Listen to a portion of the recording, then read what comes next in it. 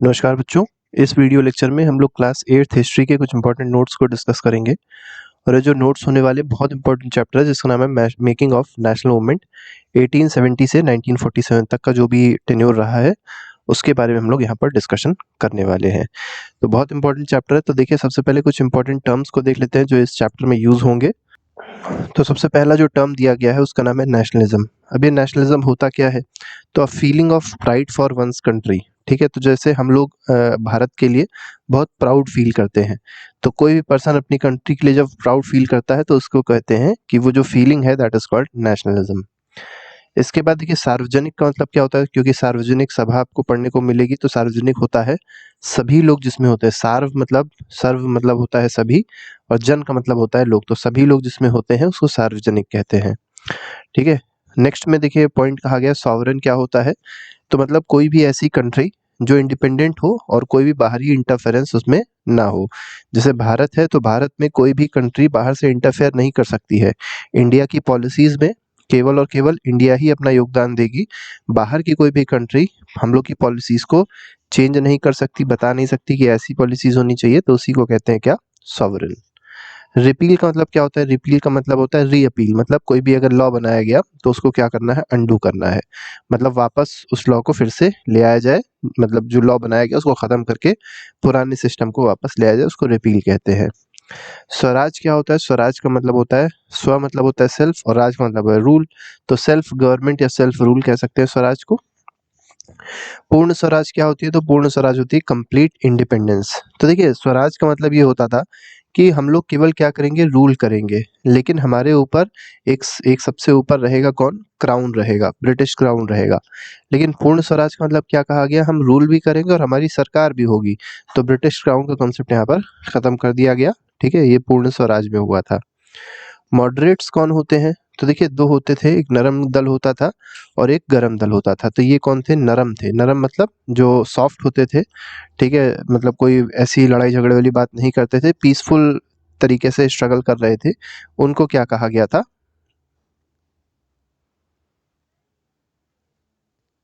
ठीक है, तो उनको क्या कहा गया था? उनको कहा गया था नरम दल। ठीक है, इसके बाद आते हैं। ठीक है, तो ये नरम दल हुआ करते थे। इसके अलावा एक एक्सट्रीमिस्ट होते थे जिनको गरम दल कहा जाता था। मतलब वो लड़ाई झगड़े पे विश्वास करते थे और उसके तहत वो फ्रीडम चाहते थे। तो पहले मॉडरेट्स की डेफिनेशन देख लेते हैं। Group of congressman. तो एक ग्रुप था कांग्रेसमैन का जो किसमें बिलीव करते थे? पीसफुल स्ट्रगल में बिलीव करते थे। ठीक है, और साथ ही साथ इनको बहुत ज्यादा फेथ था किसमें? ब्रिटिश रूल में भी इनको फेथ था। जैसे आप अगर देखेंगे दादा भाई नारोजी जो थे, ठीक है, वो क्या थे? एक मॉडरेट लीडर थे। ठीक है, और भी गोपाल कृष्ण गोखले हो गए, महात्मा गांधी भी एक मॉडरेट ही लीडर थे। रेडिकल की बात करिए तो रेडिकल कौन होते हैं? तो रेडिकल की हिंदी होती है कट्टर। ठीक है, तो अ group of people having new ideas and opinions. तो ऐसे लोग जिनके पास कुछ नए आइडियाज थे, नए ओपिनियंस थे। ठीक है, कांग्रेस मतलब जो कांग्रेस के ओपिनियन थे उससे अलग इनके पास आइडियाज थे, अलग ओपिनियन थे, जिससे ये क्या कर सकते थे? कंट्री को फ्री करा सकते थे। ठीक है, और ये मॉडरेट्स की जो भी पॉलिसीज रहती थी, जो भी तरीका होता था, उससे बिल्कुल भी एग्री नहीं करते थे। और इनको रेडिकल के अलावा एक्सट्रीमिस्ट भी कहा गया है। क्या कहा गया? एक्सट्रीमिस्ट भी इनको कहा जाता है। ठीक है, और एक नाम याद रखिएगा, लाल बाल पाल। ठीक है, ये तीन मेनली रेडिकल हैं या एक्सट्रीमिस्ट लीडर्स हैं: लाला लाजपत राय, बाल गंगाधर तिलक, बिपिन चंद्र पाल। ठीक है, इसके बाद देखिए रिवोल्यूशनरी वायलेंस क्या होती है उसके बारे में देखिए बताया गया। The use of violence to make a radical change within the society. तो देखिए, जब वायलेंस का यूज किया जाता है, मतलब हिंसा जब करी जाती है एक रेडिकल चेंज लाने के लिए सोसाइटी में। ठीक है, मतलब कोई भी चेंज लाना है, किसी सरकार को अगर खत्म करना है, तो उसी को क्या कहते हैं? रिवोल्यूशनरी वायलेंस कहते हैं। ठीक है, काउंसिल क्या होती थी? अपॉइंटेड और इलेक्टेड बॉडी ऑफ पीपल। ठीक है, तो एक तरीके से जैसे इस समय आप देखेंगे तो लेजिस्लेटिव असेंबली होती है, पार्लियामेंट में अगर आप देखेंगे लोकसभा राज्यसभा होती है। तो लोकसभा मेनली पीपल से आती है, लेजिस्लेटिव असेंबली भी पीपल सेलेक्ट होके आती है। तो इसी तरीके से पहले क्या होती थी? काउंसिल होती थी। ठीक है, तो अपॉइंटेड और elected body of people with N administrative advisory और रिप्रेजेंटेटिव फंक्शन। तो इनका मेनली काम क्या होता था?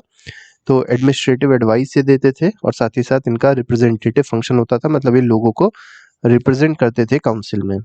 ठीक है, इसके बाद देखिए नाइटहुड क्या है? तो नाइटहुड एक तरीके की उपाधि हुआ करती थी, एक ऑनर होता था। ठीक है। और ये ऑनर कौन देता था? तो ब्रिटिश देती थी, ब्रिटिश की क्राउन देती थी, गवर्नमेंट देती थी, ठीक है। और क्यों देती थी? क्योंकि अगर कोई पर्सन, ठीक है, बहुत एक्सेप्शनल अचीवमेंट करता था, कोई बहुत बड़ा काम करता था पब्लिक सर्विसेज में, तो उसको नाइटहुड दिया जाता था। जैसे आपको पता होगा रविन्द्रनाथ टैगोर जी को भी नाइटहुड दिया गया था, ठीक है। और भी बहुत सारे लोग हैं जिनको नाइटहुड दिया गया था। आज भी अगर आप देखेंगे तो बहुत लोगों को नाइटहुड दिया भी जाता है, ठीक है। नेक्स्ट पे आते हैं, पिकेट का क्या मतलब होता है? पिकेट दिया गया है आपको, चैप्टर में बहुत यूज किया जाता है। अ पर्सन और a group of person protesting outside a building और shop to prevent others from entering. देखिए पिकेट जो होते थे वो मेनली किस पे होते थे? तो जो शराब की दुकानें होती थी, जो वाइन शॉप्स होती थी, लिकर शॉप्स होती थी, उसके बाहर कुछ लोग प्रोटेस्ट करते थे। और वो इसलिए प्रोटेस्ट करते थे कि लोग शराब की दुकान के अंदर ना जा सके, ठीक है। क्योंकि शराब पिएंगे तो दिक्कतें होंगी, घर में आएंगे, डोमेस्टिक वायलेंस करेंगे, ठीक है, प्रॉब्लम्स होंगी, तो इसीलिए लोग इसके खिलाफ प्रदर्शन कर रहे थे, तो इसी को कहा गया है पिकेट।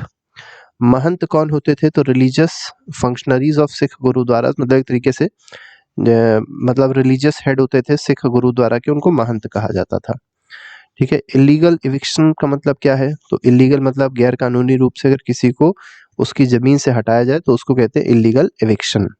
तो forcibly and unlawful throwing out of a tenants from land they rent, मतलब जो भी उनके पास लैंड था, ठीक है, उन उस लैंड से अगर किसी को इलीगल तरीके से या फोर्सफुली हटाया जाता था तो उनको क्या कहा? उसको कहा गया इलीगल एविक्शन। आरएसएस का मतलब क्या है? तो राष्ट्रीय स्वयंसेवक संघ है, याद रखिएगा, कोई कोई फुल फॉर्म पूछ लेते हैं, ठीक है। प्रोविंशियल ऑटोनॉमी की अगर बात करी जाए, प्रोविंशियल ऑटोनॉमी क्या होती है? तो देखिए प्रोविंशियल ऑटोनॉमी, प्रोविंशियल का मतलब रिलेटेड टू प्रोविंस, ठीक है। पहले प्रोविंस होते थे, पहले स्टेट नहीं होते थे, ठीक है। तो प्रोविंस होते थे, उसी का नाम अब क्या हो गया? स्टेट हो गया है। और ऑटोनॉमी का मतलब वो अपने में खुद में थोड़े बहुत इंडिपेंडेंट है, अपने डिसीजन वो खुद ले सकते हैं, तो उसी को कहा गया प्रोविंशियल ऑटोनॉमी। तो capacity of provinces to make relatively independent decisions, तो मतलब एक तरीके से इंडिपेंडेंट डिसीजन ले सकते हैं और साथ ही साथ वो फेडरेशन में भी बंधे रहेंगे, मतलब एक तरीके से पूरी कंट्री में बंधे भी रहेंगे, ठीक है। तो वही कहा गया प्रोविंशियल ऑटोनॉमी। जनरल कॉन्स्टिट्यूएंसीज क्या होती हैं? ठीक है, तो ऐसी कॉन्स्टिट्यूएंसीज जिसमें कोई रिजर्वेशन नहीं होता, ठीक है। तो रिजर्वेशन मेनली अगर आप देखेंगे तो अब जो कॉन्स्टिट्यूएंसीज में रिजर्वेशन है वो कास्ट के बेसिस पे है, ठीक है। और 2023 से वुमेन बेसिस, मतलब एक तरीके से जेंडर बेस पे भी रिजर्वेशन ले आया गया है 33%, ठीक है, लोकसभा और लेजिस्लेटिव असेंबली में। तो वही कहा गया जनरल कॉन्स्टिट्यूएंसीज वो हो गई जिसमें कोई भी रिजर्वेशन नहीं था। रिफ्यूजी की बात अगर करी जाए, रिफ्यूजी कौन होते हैं? तो one who has been forced to leave his country और home due to some political, religious और सोशल रीजन, मतलब अगर कोई ऐसा पर्सन है जिसको अपनी कंट्री छोड़ के जाना पड़े। अब कंट्री को क्यों छोड़ के जाएगा? कुछ ना कुछ पॉलिटिकल रीजन होगा, कुछ ना कुछ रिलीजियस रीजन होगा। रिलीजियस का मतलब ये हो सकता है कि दो रिलीजन है, आपस में टकरावट हो गई, दोनों टकरा गए, और जो माइनॉरिटी रिलीजन था उसको मेजॉरिटी ने क्या किया? भगा दिया, ठीक है। तो उसी को हम लोग क्या कहेंगे? रिफ्यूजी कहेंगे, ठीक है। इमरजेंस ऑफ नेशनलिज्म, अब आते हैं हम लोग नोट्स को देखेंगे क्या क्या चीजें यहाँ पर है कि नेशनलिज्म की शुरुआत कहाँ से हुई, कैसे हुई, उसके बारे में यहाँ पर बताया गया है। आफ्टर द रिवॉल्ट ऑफ 1857, तो सबसे पहले यहाँ पर बात करी जाएगी रिवॉल्ट ऑफ 1857 की, उसके बाद क्या हुआ, उसके बाद सारी चीजें स्टार्ट होती हैं। People of India became determined to root out British rule from the country, इसका मतलब क्या हुआ कि 1857 के बाद लोगों ने ये सोच लिया कि ब्रिटिशर को यहाँ से भगा देना है, क्योंकि कुछ ऐसे इंसिडेंट्स इन लोगों ने देखे थे जिसमें ब्रिटिशर क्या कर रहे थे, केवल लोगों को प्रताड़ित कर रहे थे, चाहे वो राजा हो चाहे कोई हो, केवल प्रताड़ित किया रहे थे, और जो लेबर क्लास था उनका एक तरीके से एक्सप्लॉयटेशन बहुत ज़्यादा हो गया था। As awareness spread among them, they began to feel that India was the people of Indian and its resources were meant all for Indians। इसका मतलब क्या हुआ? देखिए जैसे जैसे अवेयरनेस बढ़ी, लोगों में अवेयरनेस बढ़ी, तो लोगों को क्या लगा कि जो इंडिया है, इंडिया मतलब जो हमारा प्यारा भारत है, वो ब्रिटिशर के लिए नहीं है, वो किसके लिए बना है? वो इंडियंस के लिए बना है। किसके लिए बना है? इंडियंस के लिए बना। और जो भी रिसोर्सेज हैं भारत के, वो किसके हैं? ब्रिटिशर के थोड़ी ना है, वो किसके हैं? भारतीयों के हैं। लेकिन पहले क्या होता था, जो भी भारत के रिसोर्सेज होते थे उस पे कब्जा किसका था? ब्रिटिशर का था। यहाँ से समझ लीजिए लकड़ी तक काट के ब्रिटिशर अपने ब्रिटिश में लेके चले जाते थे। तो रिसोर्सेज भारत का, और भारत के रिसोर्स पे कब्जा किसका था? ब्रिटिशर का था। तो वह लोग अब समझ गए थे, जो लोग अवेयर हो गए थे कि ये चीज गलत है। Unless the British control over the resources of India and its people was ended, India could not be for Indians. देखिए यहाँ पर बहुत इंपॉर्टेंट बात कही गई है। देखिए यही बात बताई गई जो भी हमने आपको बताया कि जब तक ब्रिटिश कंट्रोल रहेगा रिसोर्सेज पे, भारत के रिसोर्सेज पे जब तक ब्रिटिश का कंट्रोल रहेगा, तब तक जो इंडिया है वो इंडियंस की नहीं हो सकती है। ठीक है, तो करना क्या है, मेनली करना ये है कि ब्रिटिश को यहाँ से हटाना है, जिससे रिसोर्सेज पे कब्जा जो ब्रिटिश का है वो खत्म हो जाए। ठीक है, hence the first and foremost task of every Indian was to fight against the foreign rule. तो इसीलिए जो टास्क हो गया हर एक इंसान का वो क्या हो गया कि जो ब्रिटिशर हैं, जो फॉरेन रूल है, उनको मेनली क्या करना है, खत्म करना है, उनको यहाँ से भगा देना है। ठीक है, इसके बाद आती है, इसके बाद देखिए क्या कहा गया, वंदे मातरम एक सॉन्ग भी कंपोज किया था किसने, बंकिम चंद्र चटर्जी ने। ठीक है, जिसको अब नेशनल सॉन्ग कहा जाता है, सोर्स ऑफ इंस्पिरेशन। तो ये एक तरीके से इस सॉन्ग ने भी नेशनलिज्म को इंक्रीज किया था। ठीक है, एक इंस्पिरेशन के रूप में आया। और भी बहुत सारी ऐसी राइटिंग्स थी जो भारतीयों के लिए इंस्पिरेशन का काम करती हैं। Political association came into being. अब 1870 से 1880 के बीच में अगर आप देखेंगे तो, क्योंकि हमने बात करी 1857 के बाद की, ठीक है, लोग अवेयर होने लग गए। अब जब लोग अवेयर होते हैं तो ग्रुप बनाते हैं। अब ग्रुप को ही यहाँ पर क्या कहा गया, पॉलिटिकल एसोसिएशन कहा गया। तो 1870 से 1880 के बीच में कई सारे पॉलिटिकल ग्रुप बनने लग गए, जैसे पूना सार्वजनिक सभा बना, इंडियन एसोसिएशन बना, मद्रास महाजन सभा बनी, बॉम्बे प्रेसिडेंसी बनी। कुछ इंपॉर्टेंट ये ऐसे यूनियंस हैं, कुछ ऐसे इंपॉर्टेंट पॉलिटिकल ग्रुप्स हैं जो क्रिएट हुए थे। और इन सब का काम क्या था ये आपको जानना जरूरी है। The aim of all this association was to empower Indians, मतलब लोगों को अवेयर करें, लोगों को एम्पावर करें। ये इन पॉलिटिकल पार्टीज, ये कह सकते हैं पॉलिटिकल एसोसिएशन का मेन एम था। क्योंकि लोग क्या थे, लोग अनपढ़ थे, लोगों को पता ही नहीं था कि हमारे ऊपर ब्रिटिश जो है वो राज कर रहा है। उनको तो ये लगता था कि ब्रिटिश तो बहुत महान होते हैं, भगवान होते हैं, तो उनको राज करने दो। उनको तो यही नहीं पता था कि भारत किसका है। तो वही अवेयरनेस क्रिएट करने के लिए ये ग्रुप्स तैयार हुए थे, so that they might take decision regarding their affairs. जिससे अगर मान लीजिए कोई नेशनलिज्म की बड़ी मूवमेंट स्टार्ट करी जाए तो उसमें सभी लोग पार्टिसिपेट कर सकें। नेशन इन द मेकिंग, इसके बाद आते हैं, क्या कहा गया, the britisher were aware of all this development. अब देखिए जब इतनी सारी चीज़ें हो रही हैं तो ब्रिटिश जो सरकार है उसको तो पता चलेगा ही, तो उनको भी ये चीज़ पता चल गया कि हाँ ऐसी ऐसी पॉलिटिकल पार्टीज बन रही है, अवेयरनेस क्रिएट करी जा रही है। तो इसके खिलाफ इन लोग ने एक्शन लिया। अब एक्शन क्या लिया, जैसे आर्म्स एक्ट इन्होंने लागू कर दिया, वर्नाकुलर प्रेस एक्ट इन्होंने लागू कर दिया। अब आर्म्स एक्ट क्या था कि केवल जो आर्म है वो कौन लेके चल सकता है, ब्रिटिशर लेके चल सकते हैं, इंडियंस को आर्म नहीं प्रोवाइड किया देते, इसका लाइसेंस नहीं दिया जाता था। ठीक है, क्योंकि देखिए आर्म अगर दे देंगे तो क्या होगा, जो इंडियंस है वो ब्रिटिश के खिलाफ एक्शन करने लग जाएंगे, तो इसलिए उन लोगों ने आर्म्स एक्ट ले आए। वर्नाकुलर प्रेस एक्ट में क्या था कि कोई भी चीज़ अगर देशी लैंग्वेज में छपती है, मतलब हिंदी लैंग्वेज या जो भी रीजनल लैंग्वेज है उसमें छपती है, तो उसको यहाँ पर रोका गया। ठीक है, रोका गया, एक तरीके से स्टॉप किया गया, बैन किया गया, तो उसी को कहा गया वर्नाकुलर प्रेस एक्ट। ठीक है, कोई भी चीज़ अगर छपती थी तो पहले उसको सरकार से अनुमति लेनी पड़ती थी। ठीक है, तभी वो छप सकती थी, वरना नहीं छप सकती थी। They try to silence all those who are critical of government. और इस तरीके से जो ब्रिटिशर थे उन लोग ने प्लानिंग करी, उस तरीके से एक तरीके ये कह सकते हैं कि उन्होंने कुछ ऐसा किया जिससे जो लोग इनके खिलाफ थे, ब्रिटिश के खिलाफ, वो चुप हो सके। ठीक है, अब यहाँ पर अगर देखा जाए तो एक ऑल इंडिया ऑर्गेनाइजेशन की बात होने लग गई एजुकेटेड इंडियंस में, क्योंकि एजुकेटेड इंडियंस को लगा कि हमारे ऊपर अब बंदिशें और बढ़ रही हैं, तो इन लोग को ये लगा कि एक ऐसा ऑर्गेनाइजेशन बनाया जाए जो पूरे भारत, पैन इंडिया हो, ऑल इंडिया ऑर्गेनाइजेशन हो। ठीक है, ये 1880 के आसपास ये फीलिंग लोगों में आ गई थी, मेनली जो एजुकेटेड लोग थे। तो इसीलिए 1885 में अगर आप देखेंगे तो इंडियन नेशनल कांग्रेस की स्थापना हो जाती है, इंडियन नेशनल कांग्रेस सेटअप हो जाता है। In the beginning of Congress, अब अगर कांग्रेस के बिगनिंग में आप देखेंगे, वॉज मोर और लेस मॉडरेट। तो पहले क्या था, बहुत मॉडरेट था। ठीक है, इसके मेथड जो थे मॉडरेट्स की तरह थे, मतलब बहुत पीसफुल मेथड्स हुआ करते थे। It demanded a greater voice for Indians in the government and in administration.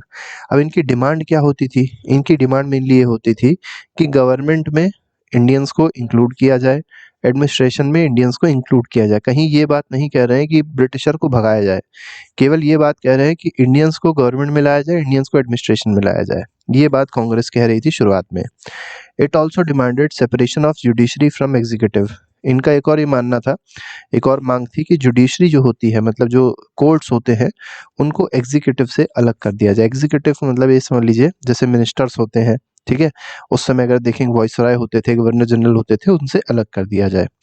एक और डिमांड थी कि रिपील ऑफ आर्म्स एक्ट, कि आर्म्स एक्ट जो है उसको फिर से वापस कर लिया जाए, खत्म कर दिया जाए, ठीक है, और फ्रीडम दी जाए, किसकी, स्पीच और एक्सप्रेशन की फ्रीडम दी जाए, जो भारतीयों के पास नहीं थी। और क्योंकि वर्नाकुलर प्रेस एक्ट आ गया था, तो इस स्पीच और एक्सप्रेशन को खत्म कर दिया गया था, फ्रीडम को।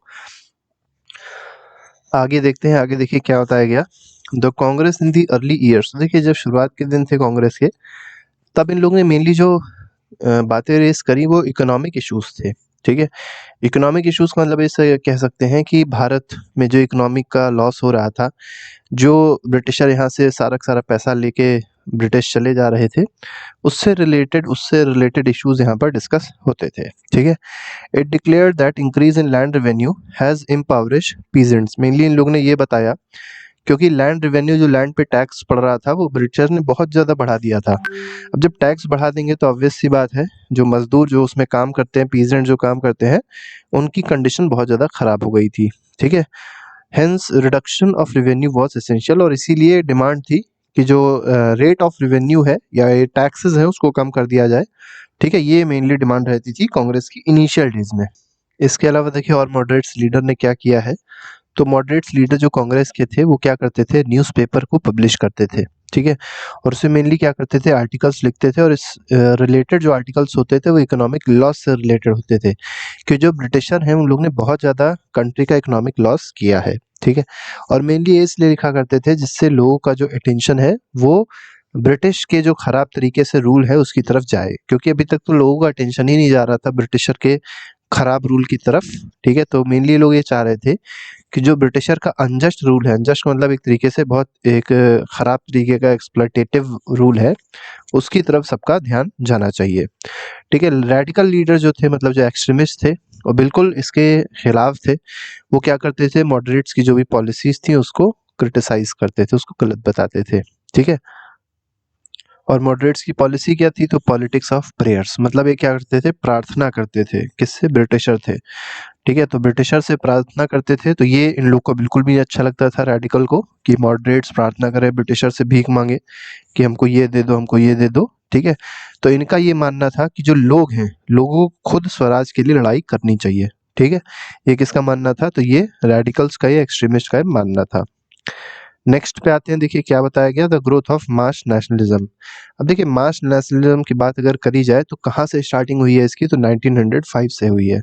क्यों हुई, क्योंकि बंगाल जो एक बड़ा प्रोविंस था उसको डिवाइड कर दिया था ब्रिटिशर ने, ठीक है। अब जैसे यहाँ पर अगर देखेंगे तो सबसे बड़ा प्रोविंस तो था बंगाल, लेकिन उसमें क्या क्या इंक्लूडेड था, ठीक है। तो इसमें बिहार भी था और इसमें कुछ पार्ट उड़ीसा का भी था, ठीक है। इसका पार्टीशन कर दिया गया था, बंगाल का पार्टीशन किसने किया था, लॉर्ड कर्जन ने किया था, वॉइसरॉय था उस समय, ठीक है। इसी ने पार्टीशन कर दिया था। और मेनली पार्टीशन क्यों किया गया था, ठीक है। तो पार्टीशन इसलिए किया गया था कि जो हिंदूज और मुस्लिम्स हैं इन दोनों के बीच में दरार आ सके, ठीक है, डिफरेंसेस आ सके। It enraged all people all over the India, मतलब सारे लोग जो भारत के थे इससे बहुत ज़्यादा गुस्सा भी हुए। Both the moderates and the radicals unitedly oppose the British action, और देखिए यहाँ पर मॉडरेट्स और एक्सट्रीमिस्ट दोनों लोग क्या हो गए, मिल गए, ठीक है। उन लोग ने, दोनों ने क्या किया, मिल के ब्रिटिशर के खिलाफ आंदोलन स्टार्ट किए। और इसी तरीके से एक नया मूवमेंट स्टार्ट हुआ जिसको कहा गया है स्वदेशी मूवमेंट, ठीक है। Which boycotted British institutions and goods, ठीक है। तो ब्रिटिश के जो इंस्टीट्यूशंस थे, जैसे स्कूल्स हो गए, कॉलेजेस हो गए, ठीक है, इनको बॉयकॉट किया गया, इसमें लोग जाना बंद कर दिए, ठीक है। नौकरी भी कई लोगों ने छोड़ दी, ठीक है। और जो गुड्स थे, गुड्स का मतलब एक तरीके से समझ सकते हैं जो वहाँ से क्लोथिंग आती थी, जो भी सामान आते थे वहाँ के लोगों ने यूज करना बंद कर दिया, ठीक है। एन इम्पॉर्टेंट डेवलपमेंट केम इन 1906। अब देखिए यहाँ पर एक नया डेवलपमेंट आया 1906 में, और किस चीज का फॉर्मेशन हुआ 1906 में, ऑल इंडिया मुस्लिम लीग का फॉर्मेशन हो गया, ठीक है। कहाँ फॉर्मेशन हुआ था, याद रखिएगा, डक्का में फॉर्मेशन हुआ था, जिसको आज ढाका कहते हैं, बांग्लादेश में है। The founder member of the league were Muslim landlords and nawabs. अब जो फाउंडर मेंबर्स थे मुस्लिम लीग के, ठीक है। तो मुस्लिम लीग ऐसी पार्टी थी जो नवाबों की पार्टी थी, लैंडलॉर्ड्स की पार्टी थी, ठीक है। तो इसके लीडर्स भी कौन थे, तो मेनली लैंडलॉर्ड्स थे और नवाब थे। They supported the partition of Bengal, इन लोग ने क्या किया, बंगाल का पार्टीशन सपोर्ट किया। अब देखिए यहाँ पर नींव पड़ चुकी है इंडिया और पाकिस्तान की, ठीक है। अभी ये लोग बंगाल का पार्टीशन सपोर्ट करेंगे और बाद में ये क्या करेंगे कि इंडिया का पार्टीशन भी सपोर्ट कर देंगे, और इसी वजह से इंडिया के दो टुकड़े हो गए, एक तरफ हो गया इंडिया और एक तरफ हो गया पाकिस्तान। तो समझ लीजिए कि जो उसकी नींव पड़ी है वो 1906 से पड़ी है, जो ढाका में या डक्का में पड़ी थी। They supported the partition of Bengal and demanded for separate electorates for Muslim, और इन लोग ने एक और बड़ी डिमांड कर दी कि इलेक्टोरेट्स अलग होने चाहिए मुस्लिम्स के। अब इसका मतलब क्या होता है पहले समझ लीजिएगा, कि जैसे कोई भी एक जगह है और यहाँ मान लीजिए कुछ लोग ऐसे हैं जो मुस्लिम्स रह रहे हैं और कुछ लोग ऐसे हैं जो हिंदू रह रहे हैं, ठीक है। मान लीजिए प्लस से हम लोग ने हिंदू को दिखाया और एक तरीके से मुस्लिम्स को हम लोग ने डॉट से दिखाया। तो सेपरेट इलेक्टोरेट का मतलब ये होता है कि अब एक जो लीडर चुना जाएगा, ठीक है, अब जो लीडर चुना जाएगा वो इस जगह में, ठीक है, इस जगह का जो लीडर होना चाहिए वो मुस्लिम ही होना चाहिए, ठीक है। कोई हिंदू लीडर खड़ा ही ना हो सके, ठीक है। तो जो जनता होगी वोट भी किसको देगी, उसी मुस्लिम लीडर को ही वोट देगी, क्योंकि हिंदू तो खड़ा ही नहीं हो सकता। इसी को कहा गया एक तरीके से सेपरेट इलेक्टोरेट, ठीक है।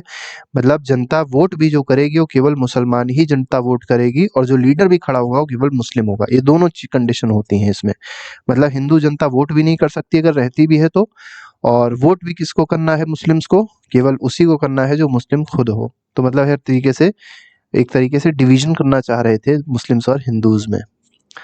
नेक्स्ट में आते हैं हावर इन द ईयर 1916। अब 1916 की बात अगर करें तो कांग्रेस और मुस्लिम लीग ने क्या किया, इन दोनों लोग ने डिसाइड किया कि ये साथ में काम करेंगे, ठीक है, और for representative government in the country, और एक तरीके से रिप्रेजेंटेटिव गवर्नमेंट लेके आएंगे कंट्री में। रिप्रेजेंटेटिव गवर्नमेंट का मतलब ये है, इसके बाद आते हैं, इसके बाद देखिए क्या कहा गया है, the growth of mass nationalism began to take place after 1919। तो देखिए मास नेशनलिज्म इसके बाद कब स्टार्ट हुआ मेनली, तो 1919 के बाद जब नॉन कोऑपरेशन मूवमेंट आई 1920 में, तब स्टार्ट होता है।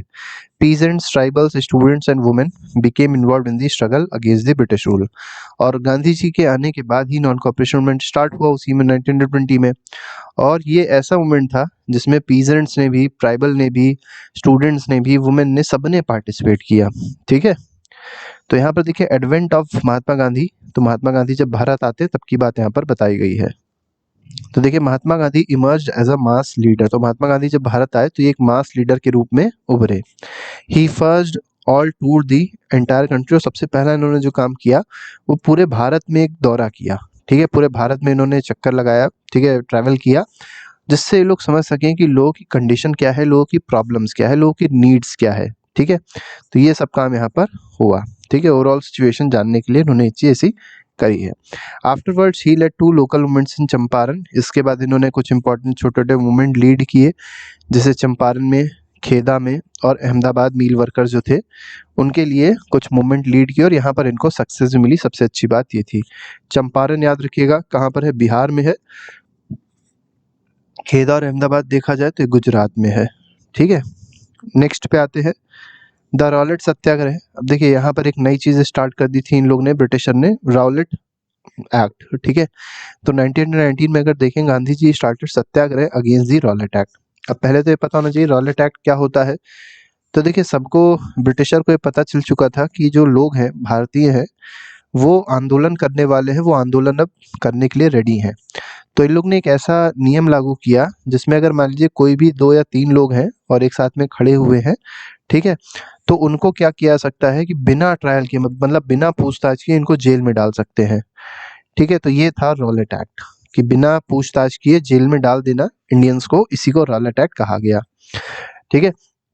The act curbed fundamental rights such as freedom of expression. तो अगर किसी को, मतलब ब्रिटिशर को ये लगता था कि कोई ब्रिटिशर के खिलाफ भी बोल रहा है, ठीक है, तो मतलब उसको भी क्या कर दिया जाता था, बिना बताए उसको कि उसका जुर्म क्या है, उसको सीधे सीधे जेल में डाल देते थे, ठीक है।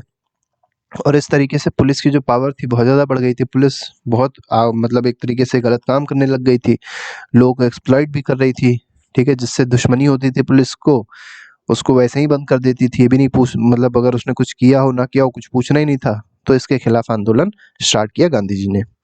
इन April 1919 there were a number of demonstrations and hartals in the country against this act. अब देखिए, अप्रैल 1919 की बात अगर करी जाए तो बहुत सारे डिमॉन्स्ट्रेशन, मतलब बहुत सारी हड़तालें चल रही थी, बहुत सारे मूवमेंट चल रहे थे पूरे भारत में रॉलेट एक्ट के खिलाफ। ठीक है, इसी में एक और चल रहा था हड़ताल, या ये कह सकते हैं कि मूवमेंट चल रही थी जिसको कहा गया जलियांवाला बाग में। एक तरीके से पंचायत बैठी थी, बहुत सारे लोग इकट्ठा हुए थे और मेनली वो बैसाखी का दिन था। तो लोग यहाँ पर कोई नेतागिरी करने नहीं गए थे, लोग क्या करने गए थे, अपने जो भी उनका फेस्टिवल था उसको सेलिब्रेट कर रहे थे अमृतसर में जलियांवाला बाग में। वहाँ पर ही अगर आप देखेंगे तो मतलब एक तरीके से जो सैफुद्दीन किचलू और जो डॉक्टर सत्यपाल थे, इनको जब गिरफ्तार किया गया था तो इनके खिलाफ भी कई लोग यहाँ पर जलियांवाला बाग में आए थे और लोग एक तरीके से अवेयरनेस दे रहे थे, बता रहे थे लोगों को। ठीक है, नेशनलिज्म क्रिएट कर रहे थे लोगों के अंदर। ठीक है, तो ये चीज़ जब पता चलती है तो फिर यहाँ मैसेकर होता है। ठीक है, तो डायर आता है, यहाँ पर गोलियां उलियां चलवा देता है, तो इसी को जलियांवाला बाग मैसेकर कहा गया। ठीक है, तो वो आपको थोड़ा सा पता होना चाहिए। खिलाफत एजिटेशन की बात करी गई है, नॉन कॉपरेशन मूवमेंट की बात करी गई है। Gandhi ji inspired the people and raise the slogan do और डाई। ठीक है, तो गांधी जी ने एक स्लोगन दिया था, क्या नाम है उसका, डू और डाई। इसके बाद दिया गया in the year 1920 British did another wrongs. अब देखिए 1920 में अगर आप देखेंगे तो ब्रिटिश ने एक और गलती कर दी। क्या गलती कर दी, जो खलीफा हुआ करते थे टर्की के, उनको ही, उसके पद को ही समाप्त कर दिया, क्योंकि जो हेड होता था मुस्लिम्स का वो कौन होता था, खलीफा होता था। ये कहाँ बैठता था, टर्की में। ठीक है, अब क्योंकि लड़ाई हुई थी, वर्ल्ड वॉर वन जब खत्म हुआ तो टर्की जो था वो जर्मनी के साथ लड़ रहा था। तो जब जर्मनी के साथ लड़ रहा था तो इंग्लैंड का दुश्मन हुआ। तो जब जर्मनी हारी तो टर्की भी हारी। तो इसने, इंग्लैंड ने क्या किया, टर्की का जो खलीफा था उसको, उसके पद को ही खत्म कर दिया। अब जब इसके पद को खत्म कर दिया था, इसको कौन सपोर्ट करता था, मुस्लिम्स। और मुस्लिम भारत में कई सारे थे। ठीक है, तो इन लोग ने क्या किया, मुस्लिम्स ने, भारत के मुस्लिम्स ने इसके खिलाफ आंदोलन स्टार्ट किया और गांधी जी ने इसको सपोर्ट किया, क्योंकि गांधी जी को ये लगता था कि अगर हम इसको सपोर्ट करेंगे तो हिंदूज और मुस्लिम्स दोनों क्या हो जाएंगे, आसपास आ जाएंगे, मतलब दोनों में जो डिवीजन हो रहा था वो फिर से खत्म हो जाएगा। Gandhi ji urge the Congress to campaign against Jallianwala Bagh massacre, Khilafat wrong and demand Swaraj. अब देखिए, गांधी जी ने तीन चीजों को मिला लिया, जलियांवाला बाग मैसेकर को भी एक साथ में ले लिया, खिलाफत को ले लिया, और यहाँ पर कहा कि हम लोग को डिमांड किस चीज की करनी चाहिए, स्वराज की डिमांड करनी चाहिए। ठीक है, in 1921 to 22 Gandhi ji's non cooperation movement gain momentum. अब देखिए 1921-22 में अगर आप देखेंगे तो जो नॉन कॉपरेशन मूवमेंट था गांधी जी का, वो बहुत तेजी से मोमेंटम लेने लग गया, बहुत ज्यादा फैलने लग गया भारत में। लेकिन 1922 में ही देखेंगे तो आप चौरी चौरा इंसिडेंट हो गया। अब चौरी चौरा इंसिडेंट में क्या हुआ था, तो यहाँ पर मेनली ये था कि कुछ लोग ऐसे थे, गोरखपुर के पास की घटना है ये। ठीक है, तो यहाँ पर ये था कि कुछ लोग, ये समझ के चलिए से पुलिस वाला है। ठीक है, कई लोग यहाँ पर टहल रहे हैं, एक तरीके से मार्च कर रहे हैं। ठीक है, जलियांवाला बाग के खिलाफ, जो वहाँ पर मैसेकर हुआ था उसके खिलाफ मार्च कर रहे थे। तो जो पुलिस वाले थे उनमें किसी दो पुलिस वालों ने भीड़ में दो तीन लोग पे अपशब्द कह दिए। अब जब भीड़ है, अपशब्द कहोगे तो भीड़ मारेगी जरूर, तो भीड़ ने क्या किया, पुलिस वालों को मार दिया। और पुलिस वालों को ही नहीं मारा, इनका जो पुलिस थाना था चौरी चौरा में, उस पर भी जाके आग लगा दी। तो 16 से 17 पुलिस वाले ऐसे थे जो वहीं पे जल के ही मर गए। और जब गांधी जी ने देखा कि वायलेंस फैल रहा है, ठीक है, वो तो नॉन वायलेंस चाहते थे लेकिन लोग वायलेंस कर रहे हैं, तो गांधी जी ने क्या किया, नॉन कॉपरेटिव मूवमेंट को बंद कर दिया। ठीक है, अब जब इसको बंद किया तो यहाँ से ही कई सारे ऐसे लीडर्स थे जो गांधी जी से अलग हो गए, जिसमें चंद्रशेखर आजाद भी थे, भगत सिंह भी थे। ठीक है, जो पहले गांधी जी को फॉलो करते थे, लेकिन जब उन्होंने देखा कि हम लोग बस इंडिपेंडेंस पाने ही वाले हैं, ठीक है, तभी गांधी जी ने मूवमेंट को बंद कर दिया। तो वो गांधी जी से ऑब्वियस सी बात है नाराज हो गए। The Congress now resolved to fight for Purna Swaraj इन 1929। अब देखिए, कांग्रेस ने पूर्ण स्वराज की बात कब कही है, 1929 में लाहौर सेशन हुआ था, यहाँ पर कही है। और जो सेशन हुआ था इसको लीड किसने किया था, जवाहरलाल नेहरू ने इसको लीड किया था। Now efforts began to be made in this direction. अब इसके बाद पूर्ण स्वराज की बात होने लग गई। तो गांधी जी ने 1930 में क्या स्टार्ट किया, तो दांडी मार्च स्टार्ट किया। ठीक है, और ये किसके खिलाफ, तो सॉल्ट लॉ के खिलाफ इन्होंने दांडी मार्च स्टार्ट किया था। अब इस सॉल्ट लॉ क्या है, तो सॉल्ट के ऊपर बहुत ज्यादा टैक्स लिया जा रहा था। ठीक है, तो उसी के खिलाफ कि टैक्स ना लो, ठीक है, उसी के खिलाफ गांधी जी ने ये रिवोल्यूशन, एक तरीके से मूवमेंट स्टार्ट किया। ठीक है, रेवोल्यूशन तो नहीं कह सकते, रेवोल्यूशन बहुत कम टाइम पीरियड में हो जाता है, मूवमेंट ही कहेंगे। ठीक है, he got immense support from the people. अब इमेंस सपोर्ट क्यों मिला? क्योंकि हर घर में सॉल्ट यूज हो रहा था। ऐसा तो है नहीं केवल अमीर ही सॉल्ट खाता है, गरीब भी सॉल्ट खाता है। ठीक है, तो सभी घरों में सॉल्ट का इस्तेमाल हो रहा था, तो लोगों को लगा ये हमारे हक की बात कर रहे हैं, तो सभी लोग इनके साथ आके शामिल हो गए। ठीक है, पीपल्स इनिशिएटिव, कुछ पीपल के इनिशिएटिव क्या क्या थे? The combined struggles of Indian people bore fruit when government of India act 1935 prescribed provincial autonomy and government announced election to the provincial legislature in 1937। अब देखिए, जब स्ट्रगल्स हुए 1930 का, जब सिविल डिसोबीडियंस मूवमेंट हुआ, ठीक है, जिसको डांडी मार्च भी कह सकते हैं, तो क्या हुआ कि गवर्नमेंट कहीं ना कहीं बैकफुट पे आई। इन्होंने एक नया एक्ट बनाया जिसको कहा गया 1935 का गवर्नमेंट ऑफ इंडिया एक्ट, और इसके तहत इन्होंने प्रोविंशियल ऑटोनॉमी प्रोवाइड कर दी प्रोविंसेस को। ठीक है, और साथ ही साथ गवर्नमेंट ने इलेक्शंस को अनाउंस किया, प्रोविंशियल लेजिस्लेचर्स में इलेक्शंस भी अनाउंस कर दिए गए। 1937 में इलेक्शंस होते हैं। ठीक है, तो वो सब चीजें हुई, मतलब कुछ ना कुछ डेवलपमेंट स्टार्ट हुआ। New phase of movement. अब देखिए, ये सब चीजें होने के बाद क्या होता है, एक नया मूवमेंट स्टार्ट होता है 1942 में, और वो कौन सा मूवमेंट था? Quit India movement. ठीक है, और ये किसकी लीडरशिप में स्टार्ट होता है? महात्मा गांधी जी की लीडरशिप में ये भी स्टार्ट होता है। As a result prominent leaders were jailed at once. तो जब ये स्टार्ट होता है उसके अगले ही दिन जो मेन लीडर्स थे उसको सब ब्रिटिशर क्या करते हैं, सबको जेल में बंद कर देते हैं। ठीक है, लेकिन मूवमेंट तो स्प्रेड हो चुका था, और गांधी जी ने कहा था कि अगर मैं जेल में चला जाऊं तो आप लोग खुद इस मूवमेंट को लीड करिएगा। ठीक है, तो हर एक इंसान अपने में खुद में एक लीडर बन गया, इसीलिए इसको एक तरीके से इंडिविजुअल सत्याग्रह भी कह सकते हैं। In between these events the Muslim League began to demand independent state for Muslims. अब देखिए, जब ये इवेंट चल रहा था, जब ये मूवमेंट चल रहा था क्विट इंडिया मूवमेंट, तब मुस्लिम लीग फिर से टांग अड़ाने लग जाती है। ये क्या कहने लग जाती है कि हमको एक इंडिपेंडेंट स्टेट पाकिस्तान दे दो। ठीक है, तो कहाँ पे? नॉर्थ वेस्ट में, ईस्टर्न एरियाज में। ठीक है, क्योंकि यहाँ पर मुस्लिम की पॉपुलेशन ज्यादा थी। लेकिन देखिए, गांधी जी जो थे वो इसके बिल्कुल भी फेवर में नहीं थे। गांधी जी नहीं चाहते थे बिल्कुल भी कि सेपरेशन हो, ठीक है, पार्टीशन हो, बिल्कुल भी नहीं चाहते थे। ठीक है ना? तो फॉर्मेशन ऑफ मुस्लिम लीग के फॉर्मेशन के बारे में यहाँ बात हो रही है। The League began to think that Muslims were a minority and they would always have to play a second fiddle in any democratic structure. तो देखिए, मुस्लिम लीग का ये मानना था कि अगर इंडिया की बात करें तो इंडिया में मेजॉरिटी में कौन है? हिंदूज हैं। ठीक है, और माइनॉरिटी में कौन है? मुस्लिम्स हैं। ठीक है, तो इन लोग को ये लगता था कि कभी भी मुस्लिम जो है वो एक तरीके से गवर्नमेंट में नहीं आ सकता। ठीक है, जो भी इलेक्शन होगा उसमें मुस्लिम कभी जीत नहीं सकता, ऐसा नहीं है।